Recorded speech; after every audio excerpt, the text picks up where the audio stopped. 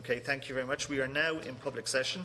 So before I begin, can I just please remind members and witnesses to turn off mobile phones. And today we are meeting with the Minister for Finance, Public Expenditure and Reform to scrutinise the draft Stability Programme update, which the Minister published on Tuesday the 16th of April. The Stability Programme is the update and a key pre-budget update on the Government's budgetary and fiscal planning for Budget 2020. The SPU is due to be submitted to the European Commission at the end of April. So it's a useful opportunity for our committee to engage with the Minister and to provide him with feedback on the SPU before it's finalised. So I would like to obviously welcome you, Minister, and you're accompanied today by John McCarthy, Chief Economist, Department of Finance, by Brendan O'Leary, Assistant Principal, Department of Finance, and by John Kinnan, Principal Officer, Department of Public Expenditure and Reform. So, Minister, I'd like to obviously just to thank you and for updating our committee. I now just have to do this housekeeping bit of privilege, so if you would bear with me. So before we hear your opening statement, I want to draw to the officials' attention the position of privilege which applies to all witnesses. To advise you, by virtue of Section 17(2)(1) of the Defamation Act 2009, witnesses are protected by absolute privilege in respect to their evidence. However, if you are directed by the committee to cease giving evidence on a particular matter and continue to do so, you are entitled thereafter only to qualified privilege in respect to your evidence. You are directed that only the evidence connected with the subject matter of these proceedings is to be given, and if asked to respect the parliamentary practice to the effect that where possible you should not criticise or make charges against any person or entity by name or in such a way as to make him or her identifiable. Members are reminded of the long-standing parliamentary practice to the effect that they should not comment on, criticise or make charges against a person outside the Houses or an official either by name or in such a way as to make him or her identifiable. So with that over, Minister, can I again thank you for coming here today, and can I now invite you to make your opening statement? Thank you, Chairman. Chairman, what I was going to propose to do is, given that I've been in front of different members of this committee on a few occasions this week already, and I sent the statement over to you earlier on in the week, what I might do is just highlight 3 or 4 points and then let the committee quiz me on the document, because I could spend 20 minutes reading all of this out, and colleagues may have had a chance to read it, and if not, I can respond. I can highlight some key issues. What I'll do is I'll just begin by saying a word in relation to economic growth and broad economic development, which is contained in pages 2 to 3 of my opening statement. And I guess the key point of pages 2 to 3 is that we have revised downward our growth forecast for this year and for next year. So for this year, we were expecting the economy to grow by around 4.2%. We now expect it to grow by 3.9%. For next year, we expect the economy to grow by around 3.3%. So that's another revision down on where we thought it would be next year. The reasons for that are going to be well known to the committee. It is what is happening with global trade across the world. It is the fact that we are seeing signs of a slowdown in different parts of the world. You can see the debate that's taking place in the States in relation to their economy, what's happening in the Eurozone, and different tensions, such as in relation to global trade.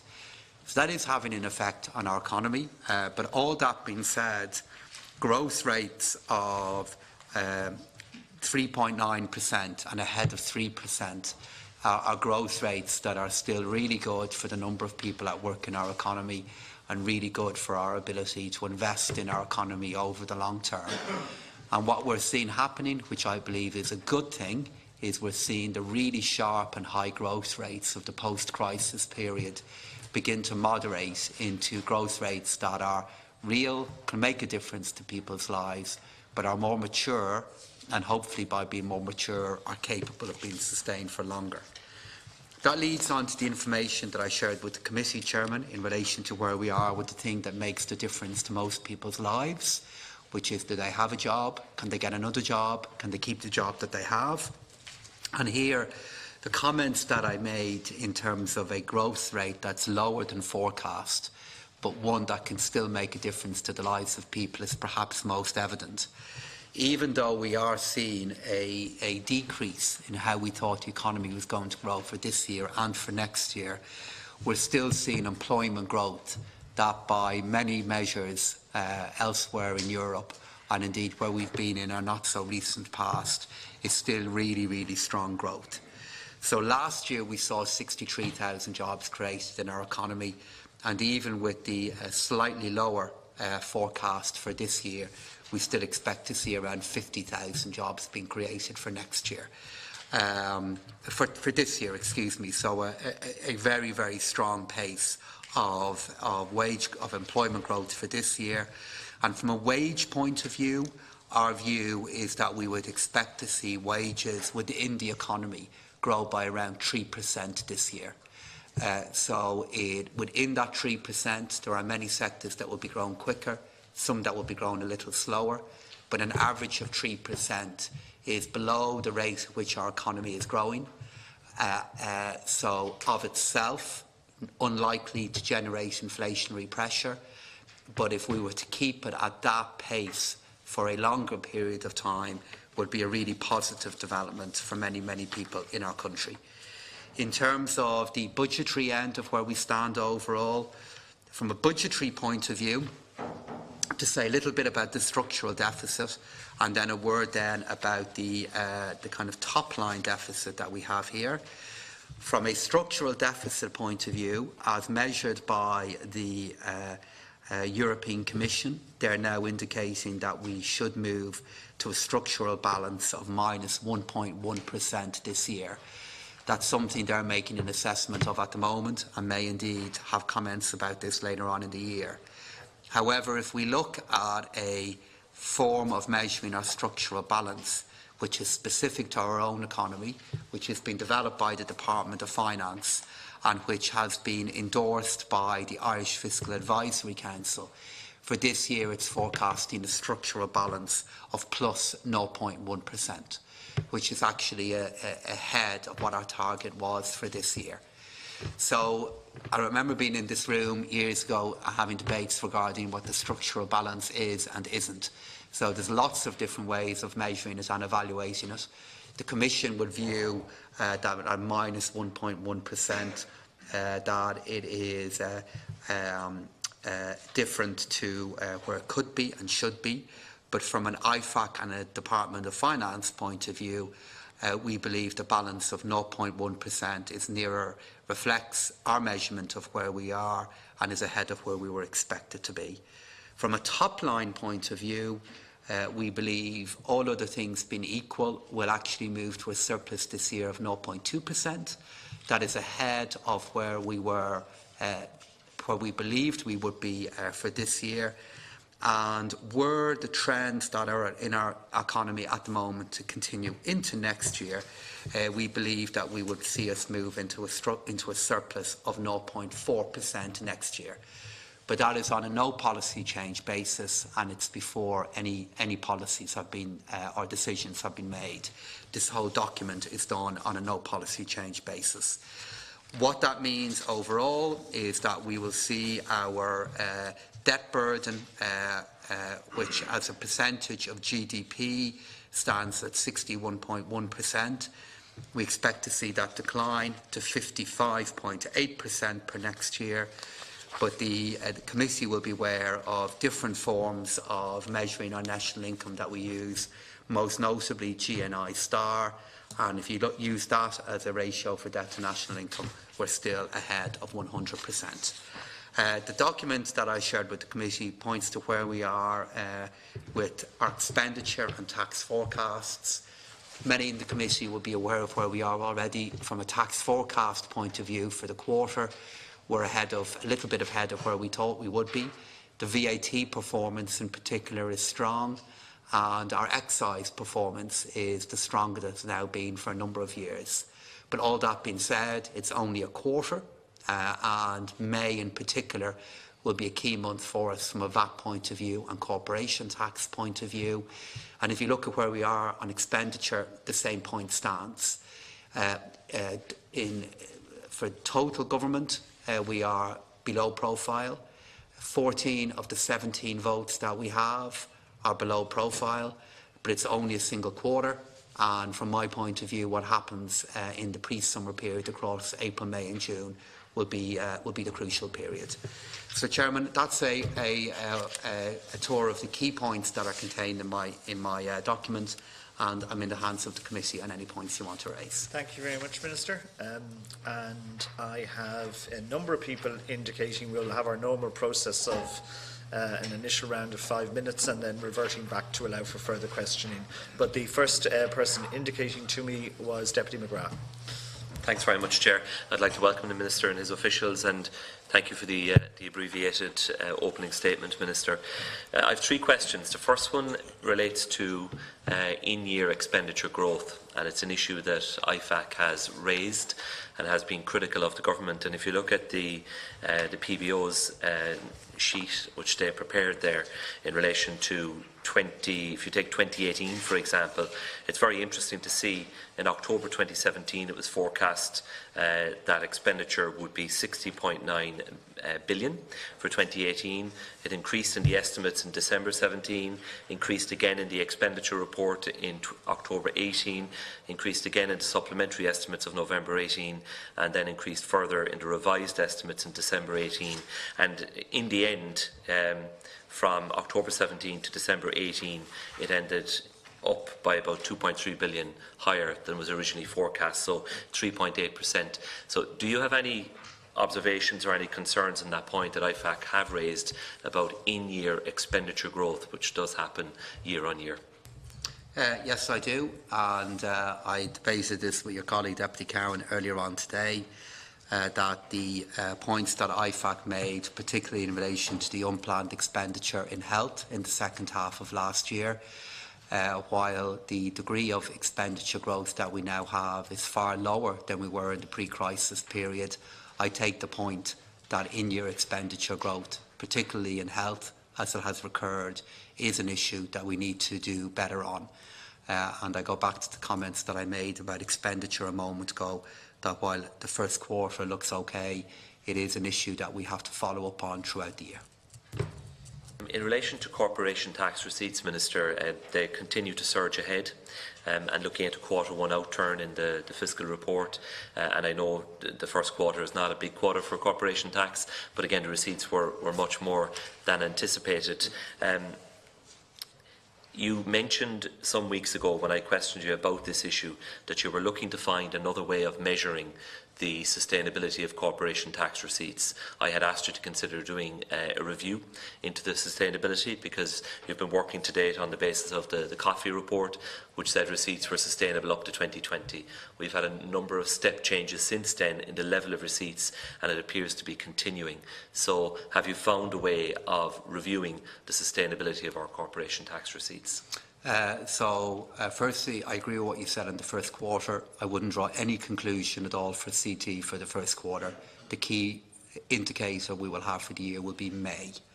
That being said, yes, myself and the Chief Economist at the Department of Finance, John McCarthy, we have been looking at this issue to see is there a way in which we can form a view regarding the sustainability of CT into the future. And we're hoping as we approach the summer economic statement we'll be able to put some options to the door regarding how we will do it. You've put the point to me, Deputy, before that you would like to see this being independently done, while never, I have to say, undermining the professionalism of my own department, but you've offered a view for about some reasons as to why it should be done that I'm reflecting on. The one thing that I am thinking through at the moment is I want to ensure that if we do this work, and we will do it, that we have access to the black box underneath all of this, that we're able to see what are the nuts and bolts that are going on, and that we and my Department of Finance has ownership of it, because it's such a key variable for what can happen in the future. So I'm just reflecting at the moment regarding how we might do that, because CT changes so often. That I would like to be in a position that if we're seeing things changing in front of our eyes, that our ability to understand that is anchored in the Department of Finance. So, as I said, I would hope when I present the summer economic statement to you that we'll have a proposal in relation to how we could do that. Chair, if I may, just in relation to capital spending, Minister, and so we've had the National Children's Hospital, so it's 450 million at least running over budget. We have the National Broadband Plan, could be a €3 billion figure has been mentioned by the Taoiseach. We hear of other projects. If you take it at a local level in Cork, for example, the Dunkettle interchange, the contract is yet to be signed. There are rumours, and that's all they are, that it's costing an awful lot more than had been expected. I make the point in the context of, you've committed to a multi-annual capital plan, the National Development Plan, a range of projects set out within that. But are you now concerned as to how far the money that you have earmarked can actually go, given construction inflation, given pressures in the economy, labour shortages in construction, labour rates are rising, that actually a lot of the projects that are specified you may not be in a position to deliver because costs are rising and rising very quickly? Not at the moment, but it's something that I have to keep a close eye on. We are seeing inflationary pressures develop within some parts of the economy, particularly in large and construction projects. The reason why I'm saying to you not at the moment is if I look at where we are in the year so far, capital expenditure is slightly below profile. So it might well be the case that some projects... Later No, you're right. Yeah. And that's why I said it normally is later in the year, but there is a but to it, which is that these capital expenditure figures and these ceilings were set nearly 18 months ago, well over a year ago, when we did Project Ireland 2040. So you'll know, Deputy, that what normally happens is we're way below profile at the start of the year and end up being above profile at the end of the year. That's been the case for capital now since the crisis period. Last year, we actually were coming in nearly on profile on capital expenditure. And while it is possible that some projects are going to cost more, that is possible, I'm also aware of the fact that some projects that we thought were going to go ahead, it's possible they may go ahead on slightly different timings. So it is an issue. It's something I don't yet have a view on regarding do we need to change the capital ceilings. But if we do need to change them, that will have an effect, because it will affect other things that we may or may not want to do. And I think I'll probably be in a better position to give you a better view on that issue as we move into July. Thank you. Thanks, Chair. Thank you, Deputy. Thank you, Minister. Deputy O'Brien. Yeah, I think Deputy McGrath asked most of the questions, so I only have two questions. The first one is just in relation to the structural balance and how the Department of Finance are calculating it as opposed to the SGP. And you talked about the negotiations with the Commission. Can you just give us some indication of how they are going, Minister? And without preempting them, but if you fail to reach an agreement, what impact does that have? Okay, there in truth, these are not negotiations. Actually, there are other things that we're involved in that are. This isn't. This is all about figures. It's all about them doing an early draft of figures, sharing it with us, and then them completing their work. It's not a negotiation in the way that policy matters are. And in terms of is there going to be a consequence of this, this would be a matter for them. What they could do is they could say, for example, that we've breached an expenditure benchmark is what they could do. But that's up to them, and what they'll do is publish an assessment of all of this probably across May. But I want to be open with you and saying this isn't a negotiation. They'll form a view and then they'll make a ruling in relation to it. But, okay, if it's not a negotiation, surely there's some discussion taking place at least. There's discussion in terms of they're asking us questions about the economy and we're giving them numbers in relation to it.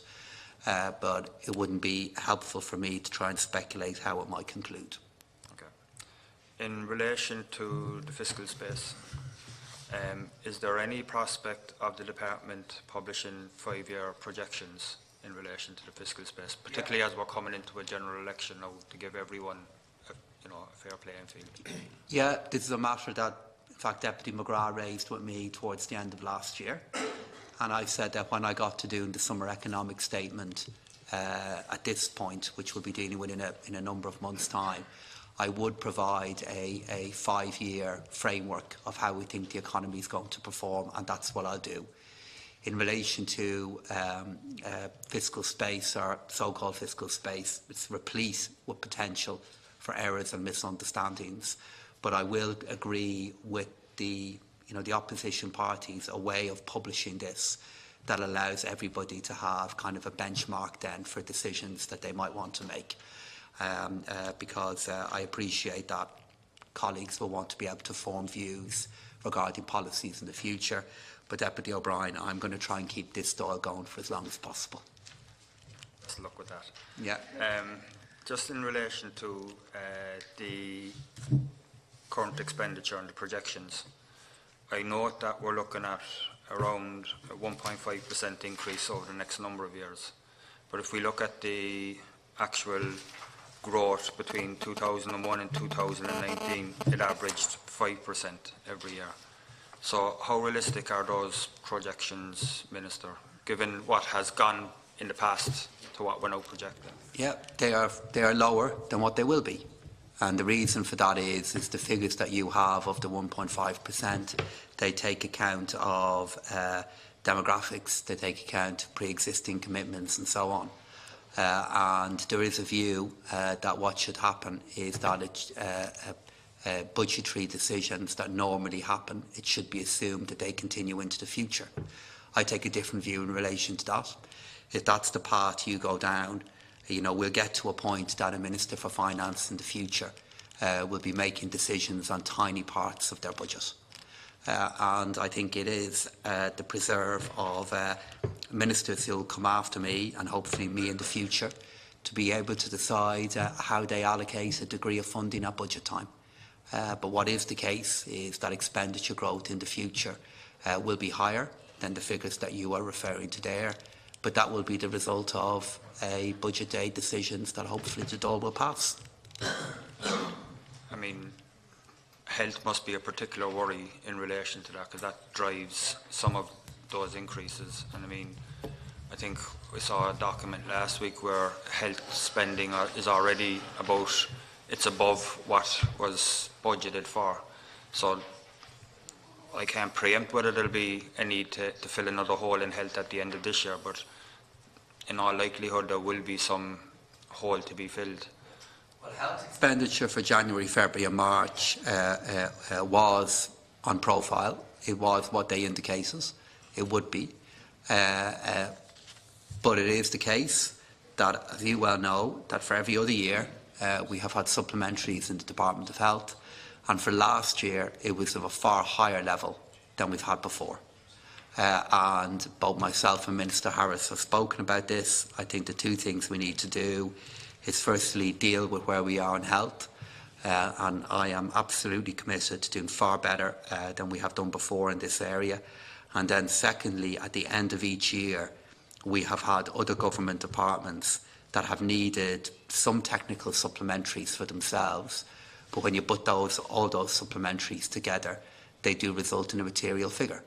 And what I tried to do in this year's budget is the sources of supplementary estimates in the past for some education, for some departments, notably the Department of Education. We dealt with that as part of their budget day package.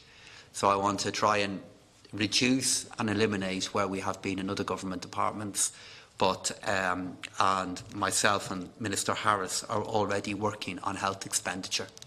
I said to the Dáil earlier on today that after Easter I'm going to be sitting down with a number of government colleagues to review where we are with a number of particular departments, and myself and Minister Harris have already met twice now on health expenditure. A bit time for one more. You have, yeah. Just to come back to what Deputy McGrath said in relation to the capital spend and the likelihood that we can actually achieve what we set out to achieve in 2040 because of the increased construction costs. And I'm paraphrasing now, you said you weren't concerned right now in relation to that. I mean, I think it's clear that construction costs are only going one way. I would presume because of the tightening in terms of the labour market, you're going to see wages going one way. So for me, it's an obvious thing that you won't be able to achieve what we set out to achieve in terms of what's envisaged. I mean, if things are costing more and we're paying more in terms of construction costs and wages, then for me, it suggests that there will be less to spend on those actual projects. And you said that some of them may be pushed out, or some of them may, for various reasons, and I don't want to suggest that some of them are being cancelled or anything like that, Minister. That's not what I'm suggesting, but can you just give us some maybe more detail on projects which may be pushed out? Is there valid reasons? Is it down to planning? Is it down to... I was just simply saying that for now, I can't give you or the committee an assessment of where our capital ceilings might be for next year, beyond saying that for next year we already have a capital expenditure increase for next year already baked in of, I think, approximately 10 or 11%. So we already have that provisioned in our figures for next year. And in terms of, you know, what do I think might happen? All I was simply referring to is it's entirely possible that it may take some projects longer to go through the planning process or even the tendering process than we had initially thought. And it will be towards the latter part of the year until I can give you a data-based view of that. As against the picture that you've talked about, there are two other things, though, that we should consider. The first one is economic growth of, you know, over 3% for this year and nearer 3% for next year is very different to where we have been in the last number of years. It's very, very different. That may have an effect on the issue that you're referring to, but as I said, I need to move later into the year to see it. And the second factor is that wage growth at the moment of 3%, if that were to continue, again, that may have an effect on the issue that you are referring to. So I'm not discounting the risk, because clearly we're all, you know, clearly we can see, I was going to say one project that cost more than expected, but I'd be stretching things to blame that on labour market inflation. But, you know, we are all aware of the fact that prices in some parts of the economy are higher than they were last year. But from my point of view, with overall expenditure at the moment of around €7.3 billion in capital for this year, it's too early for me to say are those trends having a material effect on the delivery of projects. Just a concluding point, actually, just to say, for all of the discussion in relation to inflation, productivity levels in our economy in the construction sector are 24% below the European average. And if we were able to claw back a little bit of that, it would do more than enough to offset the inflationary risk that you're talking about. And I know it might seem a very mundane matter, but the work that my own department are underway in relation to building information management, which is coming up with new IT ways of storing the designs of buildings, has the potential to have a very positive effect on public procurement. Thank you. Thank you, Deputy. Next, Deputy Heydon. Thanks, Chair, and thanks, Minister and officials, for coming in. If I could start with the government surplus, and just to say that obviously it's very much a welcome fact that government achieved a surplus of €0.05 billion in 2018, the first surplus since 2007, and there's been an improvement on the deficit of €0.83 billion in 2017. How does the Minister intend to use the surplus? You don't have to announce the whole budget now, but you know, if you just give us an insight in broad terms as to how you see that. And true enough, Barry, you could tell him how you want to spend it as well. And does the Minister believe, more importantly, or as importantly, that a surplus can be maintained post-Brexit? If you want to answer that. Okay, well, the first thing I want to do, Deputy, is I want to try and collect it. It's my first objective, and make sure it's delivered. What I want to do with it actually is grow them into next year, because we'll deal with this in the summer economic statement. But a surplus of 0.2%, a fair chunk of that is coming through from what we think might happen with corporation tax during the year. And I think our economy should be in a position that if it continues to grow next year, that we're in a position to continue to have a good surplus. In relation to what would happen if we were to face into a Brexit, it's at that point that things begin to change very, very rapidly. We believe the effect of a no-deal scenario on the general government balance would be a move of 0.5%. So that surplus would very, very quickly go into our economy beginning to run a significant deficit. And over a 10-year period, in the event of a disorderly Brexit, that would be a deficit of nearly 1%. So, as I said, the answer to your first question, Deputy, is we try to collect that, try and preserve it, make sure we come in at that point, hopefully grow it in the future. But a no-deal Brexit changes all of that completely. And we'll be in a deficit position. And more than likely, it will be a deficit position which won't be the result of temporary one-off things. It'll be a deficit position because our terms of trade with the United Kingdom have completely shifted. And then we, as this and future governments, would then have to respond back to that.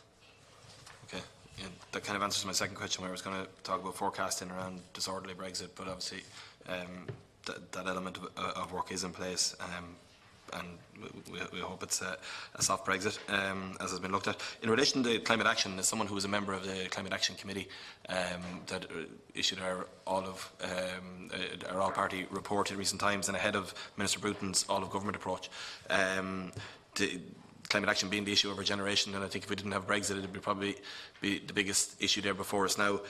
Maybe just outline the kind of financial implications in the longer term for our approach to climate action, and in light of both the committee report and Minister Bruton's upcoming announcement. Thank you, Deputy. It's difficult for us, Deputy, to give a view for our own economy regarding what would be the economic effect of climate change. But what we have done, Deputy, is in our document on page 49, we have called out climate change, and our renewable energy targets has been a high risk for the economy in the medium term. So I and the department decided that we would call this out as being a risk in the way that we haven't in the future. We haven't in the past, I should say. And it's certainly something that's going to be framing my thinking in relation to what we do in relation to carbon taxation. Okay, and finally then, just in relation to the area tax harmonisation, the country report 2019, Ireland makes reference to recent EU Commission proposals to move towards tax harmonisation and qualified majority voting on the EU tax policy. Can you just outline for us what discussions you've had on this in Europe, how these proposals are received by other member states? You know, are there many countries you know, that we would have allies with in this area, something that's obviously crucially important to our small open economy? So it's a very topical point, actually, Deputy.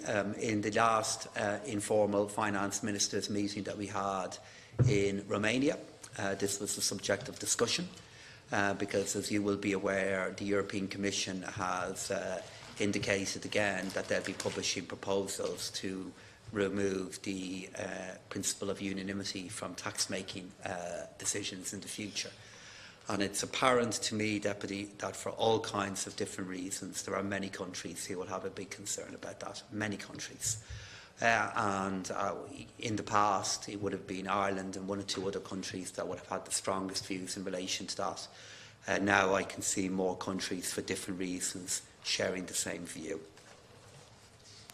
If I may actually just come back to Brexit, because the Deputy raised it with me there, you know, something that will require reflection is if we find ourselves moving into October with no clarity on where Brexit stands and putting together a budget a few weeks before that. And then I just want to flag to the committee that that kind of a situation is something that would require a lot of thought from me and from the government, and engagement with the Oireachtas on. It's one thing putting together a budget, which we did last year, in which we said that the central case scenario was that an orderly agreement would be reached. It's pretty likely that that will continue to be the central case scenario, in that we know we're going to go all the way up to at least October with the current trading conditions and current political relationship continuing, but finding ourselves in October with the UK due to leave that month would require work and a lot of effort to see how we would deal with that. Final question, Chair. Do we have any flexibility around our budget date? This is something we'll have to engage with the European Commission on. We have a requirement to have our budgets in at a particular point in the semester. And I'm not saying at this particular point that I've made a decision in relation to it. I'm just saying that the value of Irish budgets for recent years has been that we're able to indicate certainty regarding where we stand. And even though the deputies have raised issues with me there regarding unplanned expenditure, you know, and there are issues there that we need to do better on, what we do need to have is an agreed view regarding what is going to happen in the economy for the following years. And if we find ourselves in a position where the fate of Brexit is not yet known and we're doing a budget, that it will be a very different context against which we're doing a budget. And I look forward to working with, and I'll be working with all colleagues on that during the year.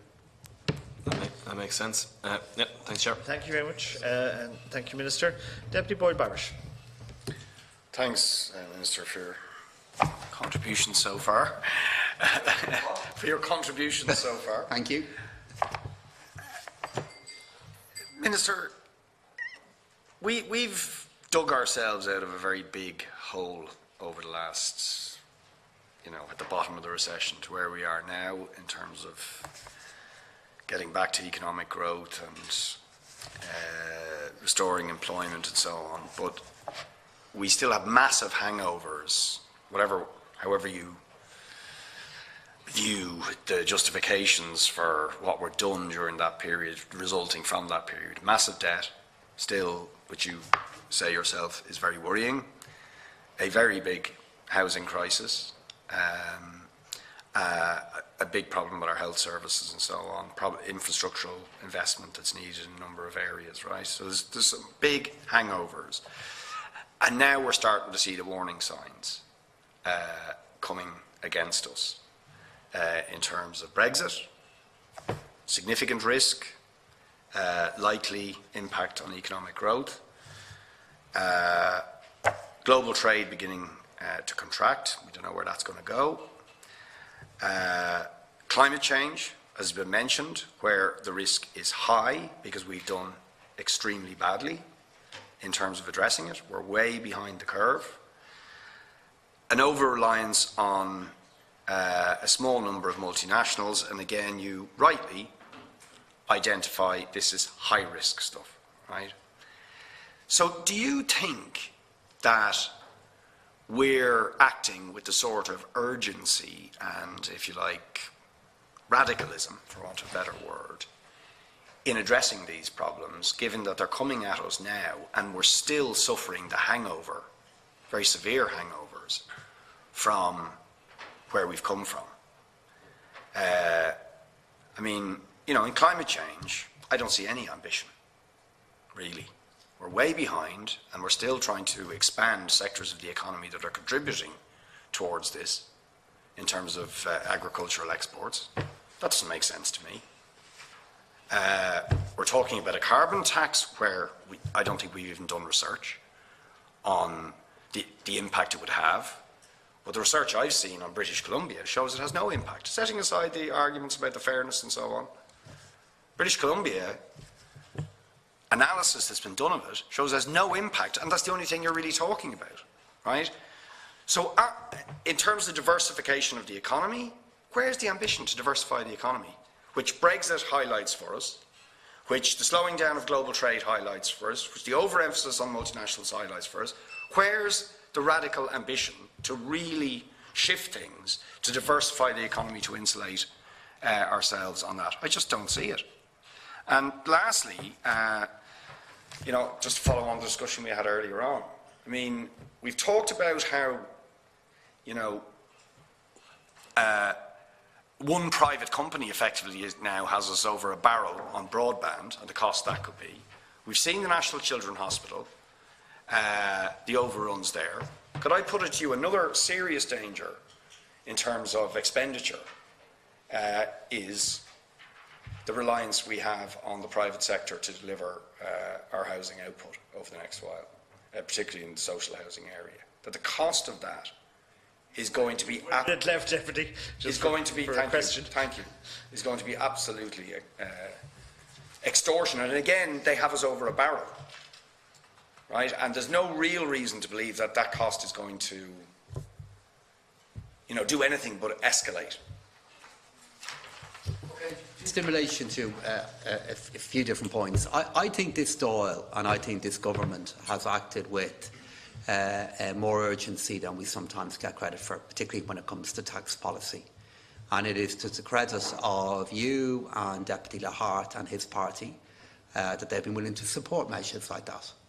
If you look at where we were across the last period in which we got into the period that led up to the crash, what happened was that decisions that narrowed the tax base were never reversed when times were good.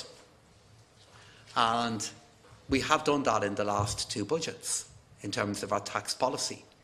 We made a big change in VAT, contested by many, but it was done. That has the ability to bring in between 5 and 650 million euro extra per year.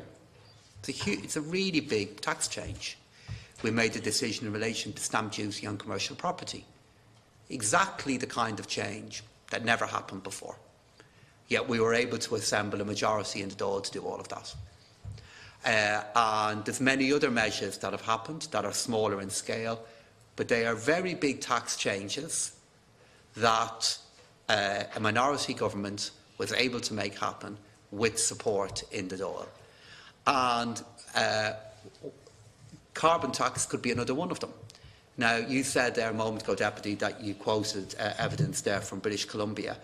There's evidence from our ESRI that shows that a higher level of carbon taxing can make a difference to reducing emissions. And where I hope we're not going to end up on, though I have a feeling we will, that there will be parties of the left that again will be opposing using tax policy as a way of affecting behaviour and raising revenue to reinvest back into environmental measures. If that's where we end up, it'll be another thing that makes the Irish left and the far left very special as against the European setting. Because I think we can build up a consensus for doing that. And when you're talking about radicalism and you talk about where we are from an expenditure point of view, capital expenditure for this year is increasing by 24%. The €1.4 billion increase in capital expenditure.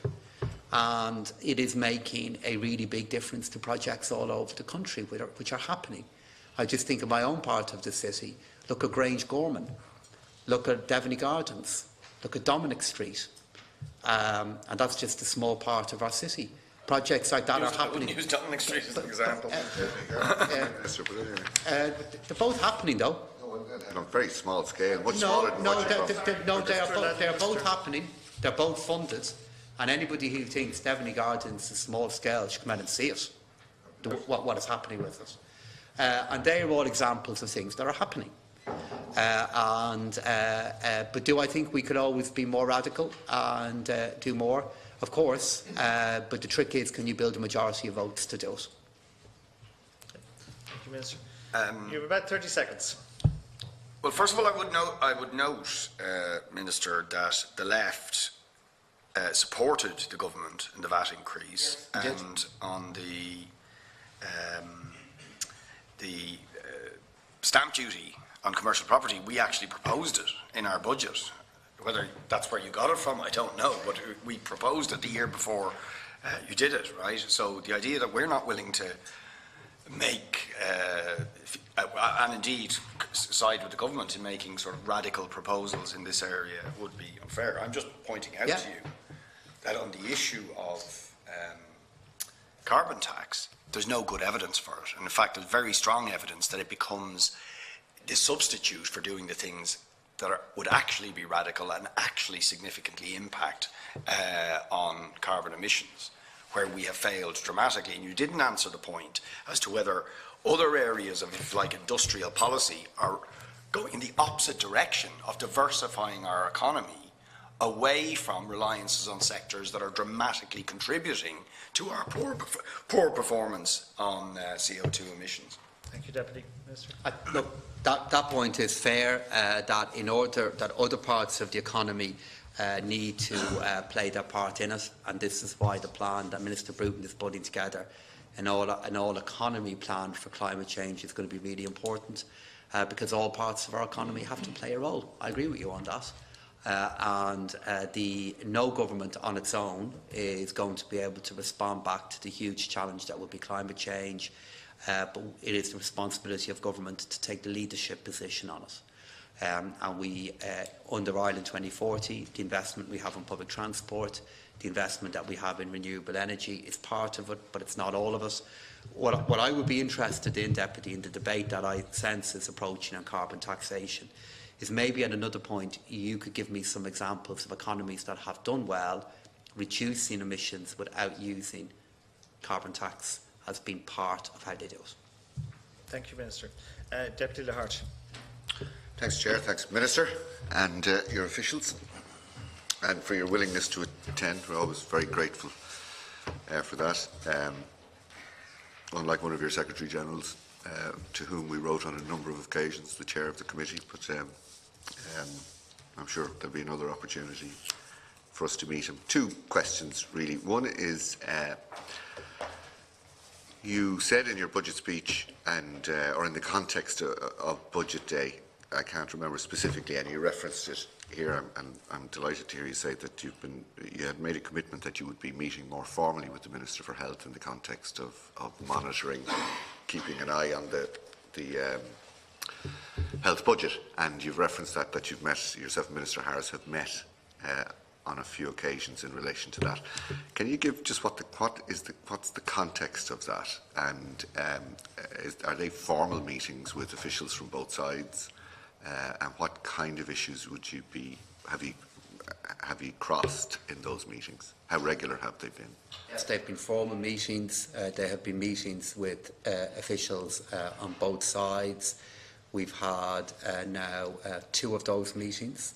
The reason we've had 2 is that there is little point in us meeting in January or February because we have a little bit of a time lag before we can exactly see where expenditure has been. Since maybe the end of February up to this point, we have had 2 formal meetings on the subject, and we will be meeting again, Minister Harris and I, towards the end of April. The context of it is, you will be aware of where we ended up last year. What are the kind of issues that we look at, Deputy, is where we are with recruitment, where we are expenditure by different sections and segments within the Department of Health vote. Were there any red flags emerged at those 2 meetings? So at this point, it's early in the year for us to form a view on it. January and February and March were on profile. January and February health expenditure was below what we have seen before. March expenditure was a bit higher than we have seen before. But one of the many lessons that I have learned from what happened over the last 12 months is the need for us to really continue to engage on this issue and have an aligned understanding of how the expenditure is developing during the year. We did better on it the year before last. Things did not go like we wanted last year, and for our 3rd year in which Minister Harris and I are working on it, we are looking to find new ways of dealing with it. So that's why we're doing these meetings. There are officials present, and then my officials have been meeting with officials from the Department of Health in the run-up to each of those meetings as well. And where, Minister, can you say, where was expenditure lower in January and February than expected and higher in March than expected? It would have been across all parts of the vote, actually. So for January and February, the health expenditure versus the previous year for each of those months was lower than we had seen before. For March, it was a bit higher. And what we need, Deputy, is in order to kind of break that down, what we then do is we look at where we are by hospital group, we look at where we are by different parts of the HSE, and there's a further time lag before that becomes available to us of normally a number of weeks. So I would say, and I know that as we move into April and May, we'll have detail that's actually of use to us regarding where we are well below the kind of health expenditure vote top line. And that's what we're doing. The second last question, really, Minister, is in relation to the property tax. What do you will say to people who live on one side of the road and have been paying property tax continuously for a number of years, and someone who buys a newly built house right opposite them and is paying no property tax?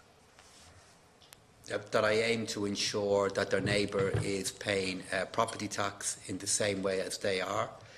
It'll take me that I aim to have that in place for the revaluation that will take place towards the end of next year. That's what I say to them. I'm well aware of the issue that you're raising. I'm also, Deputy, I'm well aware of what has happened at revaluation points for taxes like this all over the world.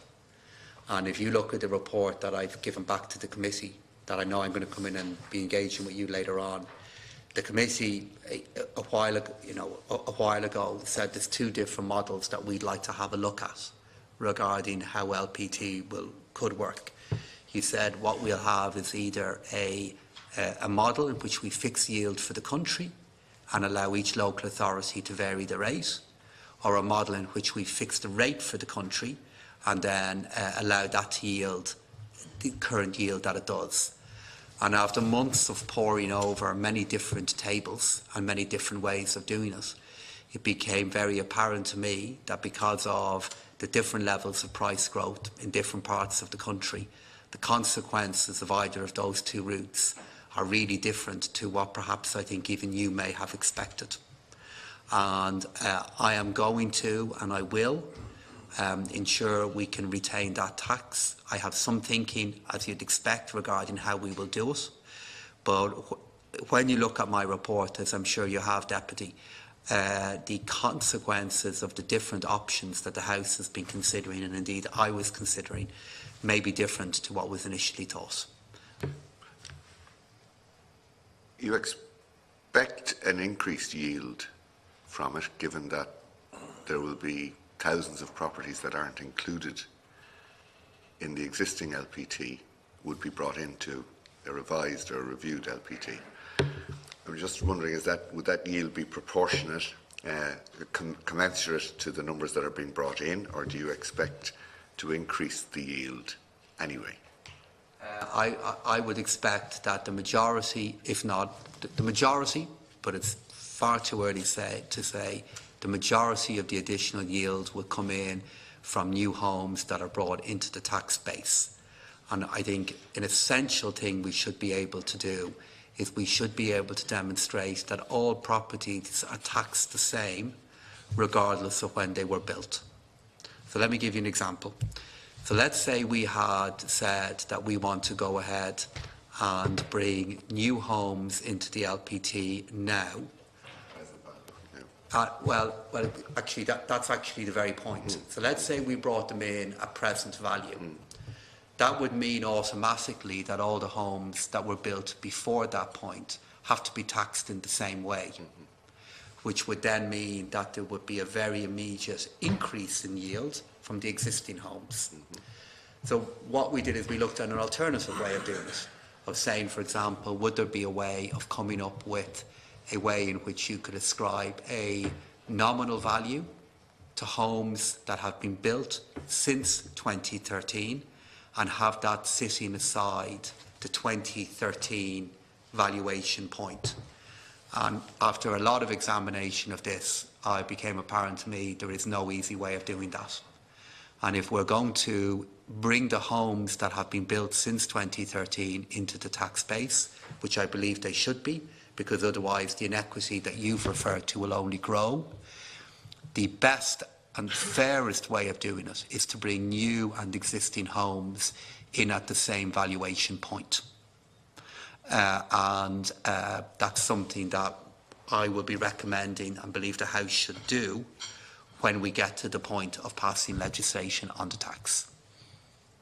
I am just conscious that you're back in a month, Minister, on this in a very extensive way, and we can continue and think. Okay, is there? Thank you, Deputy. Then I have one or two things myself that I just want to raise with you, Minister. The first is, as Chair of this committee, I think it is appropriate and would be remiss of me not to make the point which Deputy Lahart has alluded to as well. We do believe and feel that as a committee there are requests of officials from your department that when we make that request, officials should attend. Particularly, we believe that officials who have indicated that they believe that they have a report to this committee should attend it when we ask, and we just like that to be noted. We have communicated over this, and the committee has raised it on a number of occasions. One of the areas that I'm just interested in, which we haven't touched on at all, the EU multi-annual framework and the impact on the Irish budget out of that. I don't know where your thoughts are on Commission proposals. There are some, Christian, I know it's only a negotiation process, but there are some proposals floating around out there that would be direct impact on our budgetary situation. So I'm just wondering if you have some thoughts on that you'd... Sure. So in relation to the second point first, we are, even though it doesn't feel like it, in a very early phase of all of the discussions in relation to the multi-annual financial framework. And I think it's most likely that this work will accelerate probably towards the end of this year. Well, it will do. It will have to by the end of this year. Are there scenarios in which our contribution to the MFF will go up? Yes, there are. And the Taoiseach, in his speech a number of months ago to the European Parliament, said that he believed Ireland should pay more and make more of a contribution into the MFF, which I wholeheartedly agree with. If we have benefited from the European budget in the past, and given the kind of support that we have received from European institutions in the last year, I believe we should make a contribution. Are we thinking through the budgetary consequences of all of that? We are again. But in truth, if I was to start talking about figures now, Deputy, it would be, not reflect the fact that we are in a negotiation. And I think that before I get to the point of explaining to the House what will be the additional contributions that we might need to make, I think it's probably better first that we gain a firmer view regarding what the Commission will be looking for and why.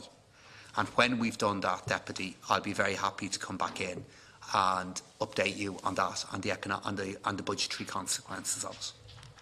Thank you very much on that. And just as we are reaching the point towards the end of our meeting, I'm going to be concluding shortly. I just want to check if any deputy wanted to come back in. Deputy O'Brien. Just in relation to the national debt, I know that on the projected movement in government debt over the next 5 years, we're not really predicting any great movement in terms of reducing the debt.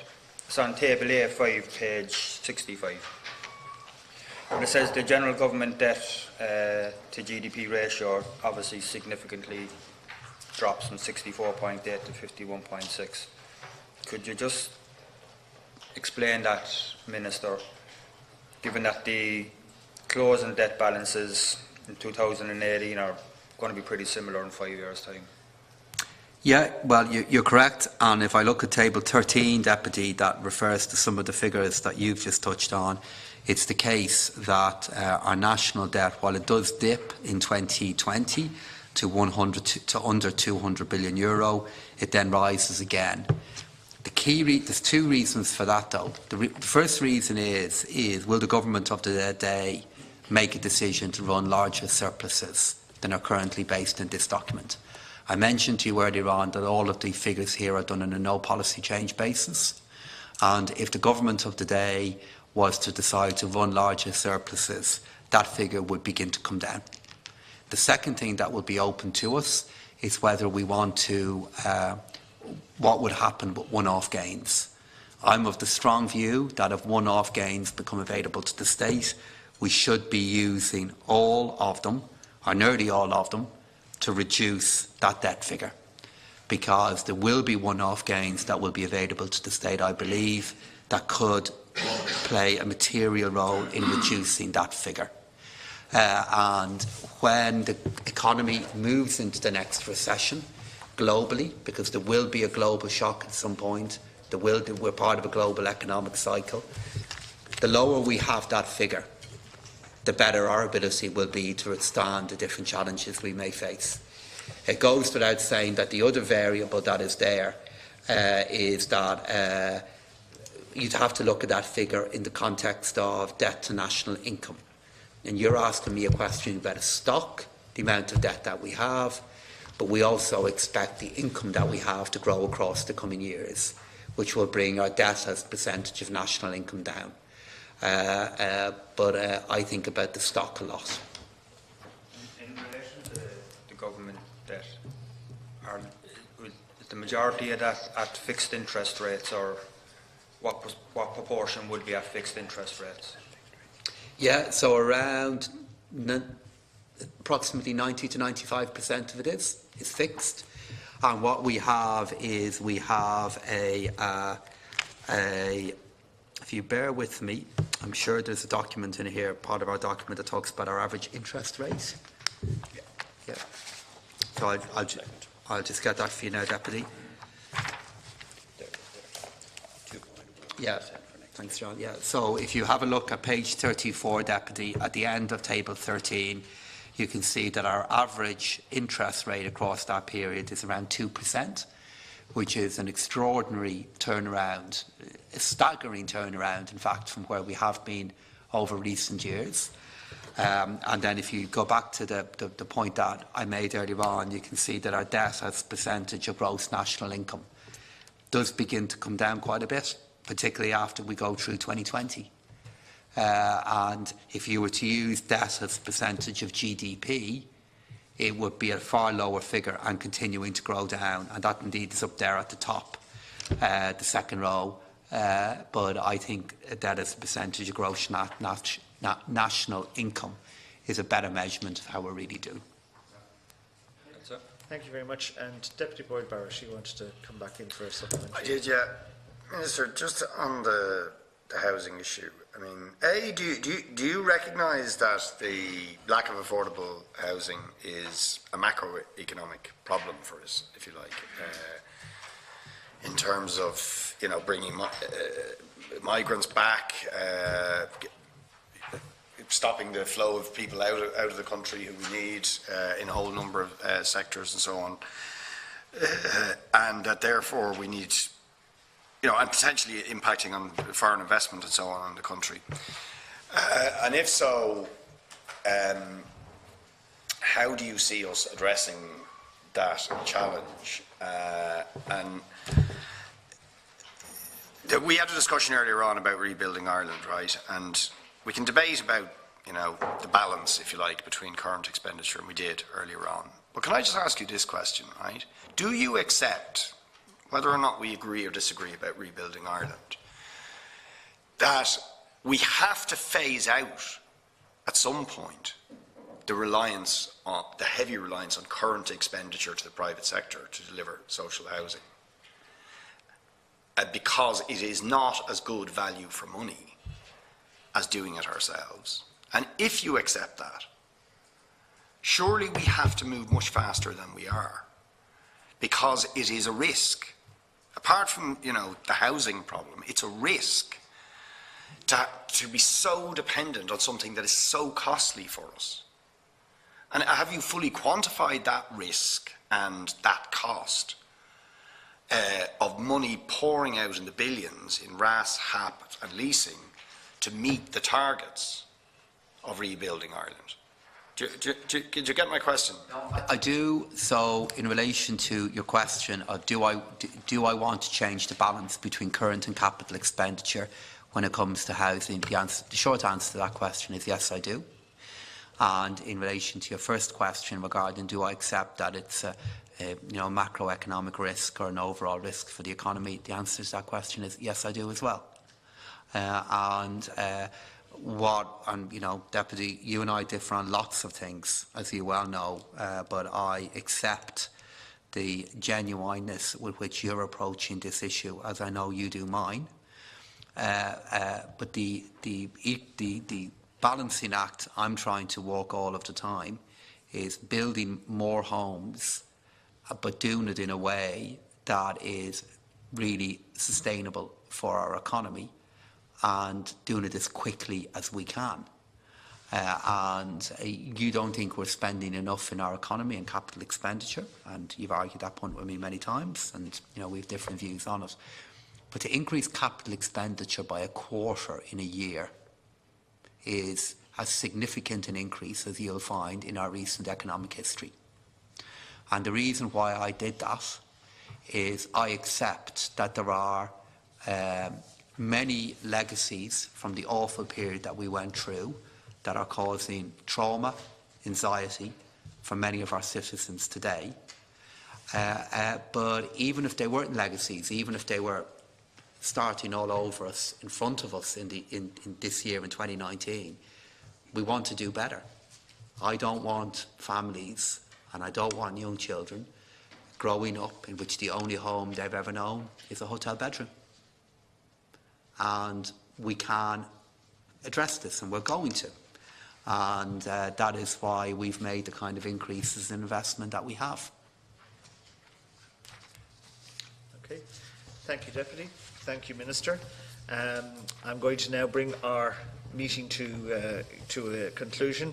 I'd like to thank you and your officials for coming into us, for attending here. We particularly appreciate it because I know there was scheduling conflicts and you did make yourself available to us, and I'd also like to just acknowledge all the members of the committee who also stayed to contribute and involve themselves in our meeting. We are now basically, as there is I think we're going to conclude our meeting. We're going to stand adjourned until Wednesday, the 8th of May at 2 p.m. Thank you very much. Thanks.